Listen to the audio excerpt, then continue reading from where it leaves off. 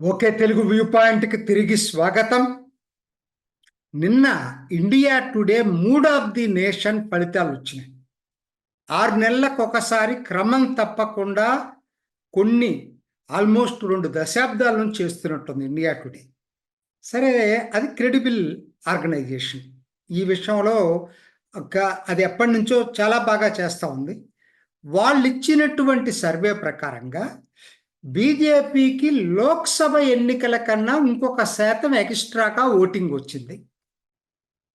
సీట్లు పక్కన పెట్టండి, నేను ఓటింగ్ వరకే మాట్లాడుతున్నా. ఇవాళ 37 నుంచి 38% బీజేపీకి పెరిగింది.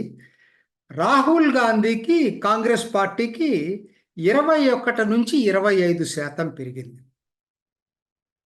అదే మీరు పాపులారిటీ చూసుకునేటట్టయితే మోడీకి 49%, రాహుల్ గాంధీకి 22%. అక్కడ అసలు గ్యాప్ చాలా ఎక్కువ ఉంది, అది పక్కన పెట్టేసేయండి.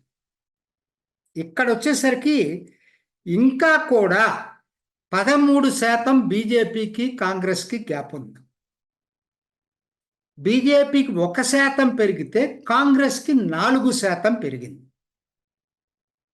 కాంగ్రెస్కు పెరిగిన 4% కూడా బీజేపీ నుంచి కాదు, బీజేపీకి కూడా పెరిగింది. కాబట్టి అక్కడి నుంచి వచ్చే అవకాశం లేదు. మరి ఎక్కడి నుంచి వచ్చింది వీళ్ళకనంటే దాని మిత్రపక్షాలు, ఇండి కూటమిలో ఉన్న మిత్రపక్షాల నుంచే వచ్చింది. సో దీని అర్థం ఏంటి? దీనికి ప్రధానంగా 2 పాయింట్స్ నాకు కనపడుతున్నాయి. ఎందుకు మరి కాంగ్రెస్ పార్టీకి పెరగటం, బీజేపీకి కూడా పెరగటం, దీన్ని ఎలా చూడాలి? బీజేపీది 1% కాబట్టి యథాతథిస్తే అనుకుందాం కొద్దిసేపు. కాంగ్రెస్కి 4% ఎందుకు పెరిగింది? ఒకటి, ప్రతిపక్ష పార్టీలో ఆల్ ఇండియాలో చూసుకున్నప్పుడు కాంగ్రెస్ పార్టీ రాహుల్ గాంధీతో పాటు పోటీలో ఎవరున్నారు ఇన్నాళ్ళ నుంచి?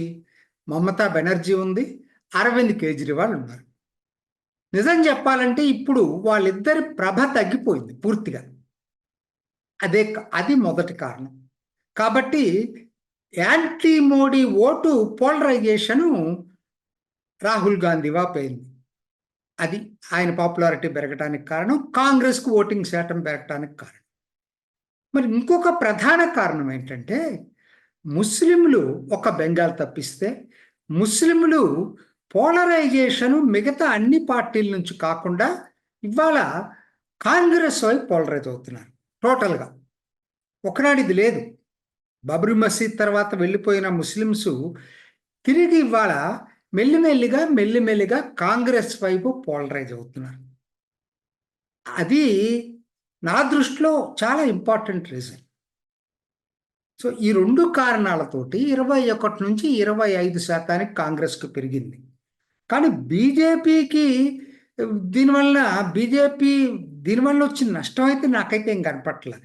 కాకపోతే ఏంటంటే మల్టీ పార్టీ కాంటెస్ట్ నుంచి బైపోలార్ కాంటెస్ట్కి వెళ్తాము. నష్టపోతుంది ఎవరయ్యా అని చూసుకుంటే కాంగ్రెస్కి తో పాటు ఉన్న కాంగ్రెస్ మిత్రపక్షాలు, ఇండి కూటమిలో ఉన్న మిగతా పార్టీలు నష్టపోతున్నాయి. కాబట్టి ఇవాళ 4% కాదు, కాంగ్రెస్కి 10% పెరిగిన, యాజ్ లాంగ్ యాజ్ ఇది కేవలం మిగతా మిత్రపక్షాల నుంచి కాంగ్రెస్ ఓట్లు తీసుకుందనుకోండి, దానివల్ల బీజేపీకి పోయిన నష్టమే లేదు, వర్రీ కావాల్సిన అవసరమే లేదు బీజేపీకి. బీజేపీ ఓటింగ్ పర్సంటేజ్ కాంగ్రెస్కి వెళ్ళినప్పుడే అది జరుగుతుంది. కానీ పరిస్థితులు అట్లా కనపట్లేదు. 2014తో పోలిస్తే ఇవాళ అయితే చాలా బాగా బలపడింది. 14 వదిలిపెట్టండి, 2019తో పోల్చినా కూడా ఇవాళ చాలా, మీకు కొత్తగా ఒడిశాలో అధికారంలోకి వచ్చింది ఈసారి 2024లో. తర్వాత తెలంగాణ, కేరళ, తమిళనాడు, ఈ 3 విస్తరించుకుంది అదవరికన్నా కూడా. కాబట్టి మీరు ఏ పద్ధతుల్లో చూసుకున్నా కూడా బీజేపీ సీట్లను బట్టి చూసుకోవద్దు. ఆ 293 చిల్లర వచ్చిన బదులు 303 బదులు ఇప్పుడు 244 వచ్చినాయి. కాబట్టి ఏదో బీజేపీకి అయిపోయింది అనుకోవటానికి ఎందుకు అవకాశం లేదో చెప్తాను. ఇంకొక ఇంకొంచెం ఒక వివరంగా చెప్పడానికి నా ప్రయత్నం చేస్తాను. ఏందనంటే 2000 నేను 4 లోక్సభ ఎన్నికల ఫలితాలు మీ ముందు పెట్టాను. స్లైడ్‌లో చూసుకోండి. 4 లోక్సభ ఫలితాలు. 2009లో బీజేపీకి 18.80 ఓట్ల శాతం వచ్చింది. కానీ వాస్తవానికి అఫ్‌కోర్స్ అది తక్కువొచ్చింది. అంతకుముందు 3, 4 లోక్సభ ఎన్నికల్లో ఎప్పుడు కూడా 22 నుంచి అటు కొంచెం 24, 23 అట్లా ఉంది బీజేపీకి. ఒక విధంగా బాగా తక్కువొచ్చింది. 2009లో 1880 వచ్చింది. కాబట్టి 20+ చేసుకోండి వాళ్ళకి యావరేజ్‌న సగటున. 2014కి వచ్చేసరికి మోడీ హవా దాన్ని ఇంకొక 10%, యావరేజ్ 21 వేసుకున్నా 10% ఎక్స్ట్రా 31% పెరిగింది. సరే అదేదో కాంగ్రెస్ మీద కోపంతో ఒక్కసారి ఓటేశారు అనుకోవటానికి 2019కి వచ్చేసరికి బీజేపీకి 31 నుంచి 37.36% పెరిగింది. అంటే ఒక 6% పెంచుకోగలిగింది బీజేపీ. అదివరకు 10% పెరిగితే తర్వాత 14 నుంచి 19 వచ్చేసరికి ఇంకొక 6% పెంచుకోగలిగింది.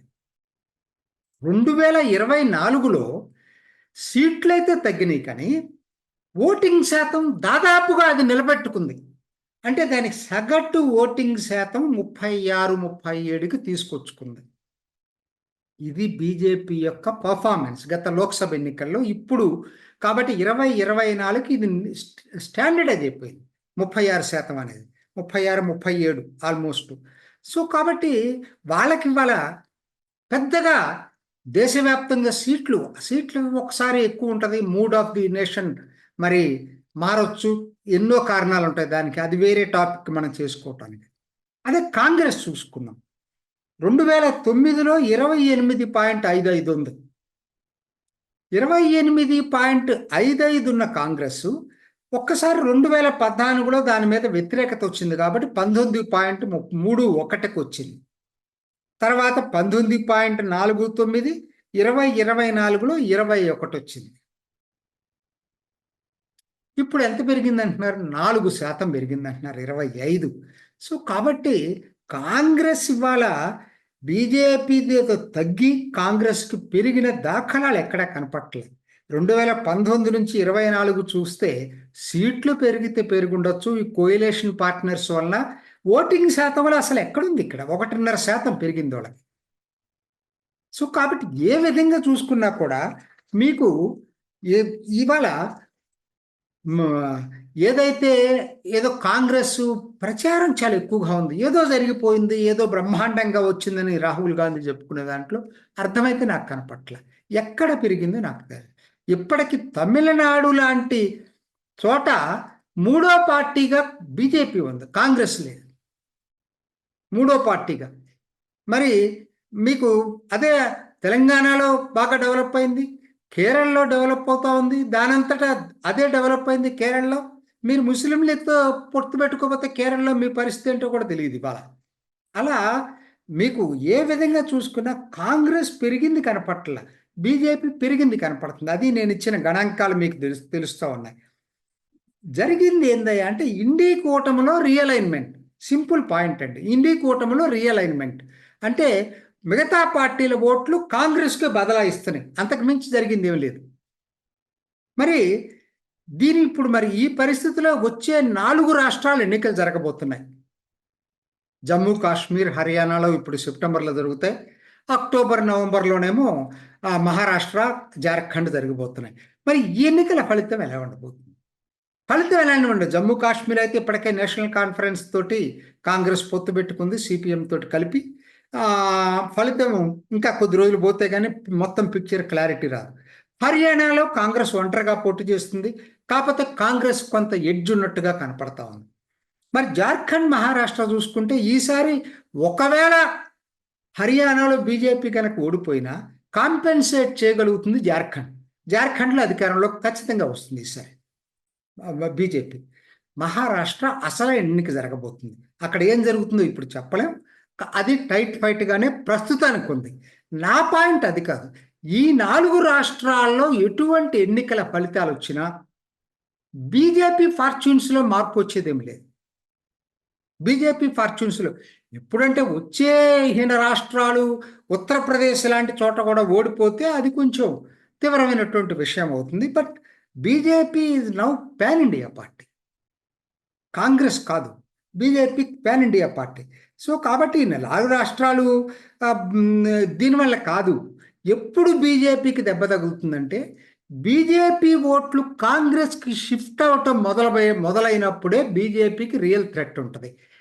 అప్పటిదాకా ఏముండదు. ఆ పరిస్థితి ఇప్పుడు ఎట్లా ఉందో అప్పుడు అట్లానే ఉంటుంది. కాబట్టి రాహుల్ గాంధీకి ఏదన్నా పెరుగుదల ఉందనుకుంటే నాకు అర్థమవుతుంది ఏంటంటే బీజేపీకి వచ్చిన ముప్పు అయితే ఏం లేదు. అది మల్టీపోలార్ కాంటెస్ట్ నుంచి బైపోలార్ కాంటెస్ట్ కింద మారుతుంది తప్పితే ఇదేదో బీజేపీ ఓట్ల శాతం తగ్గి కాంగ్రెస్కు పెరుగుతున్నటువంటి దాఖలాలు అయితే మన గణాంకాలు ఎవిడెన్సెస్ ఎక్కడ చెప్పట్లేదు. ఇది ఈనాటి ఓకే తెలుగు వ్యూ పాయింట్. మరొక ఎపిసోడ్లో మళ్ళీ కలుసుకుందాం. నమస్తే. మీ అభిప్రాయాన్ని కూడా కామెంట్ బాక్స్లో తెలియజేస్తూ ఇలాంటి ఇంట్రెస్టింగ్ అప్డేట్స్ కోసం మా ఛానల్ని సబ్స్క్రైబ్ చేసుకోండి.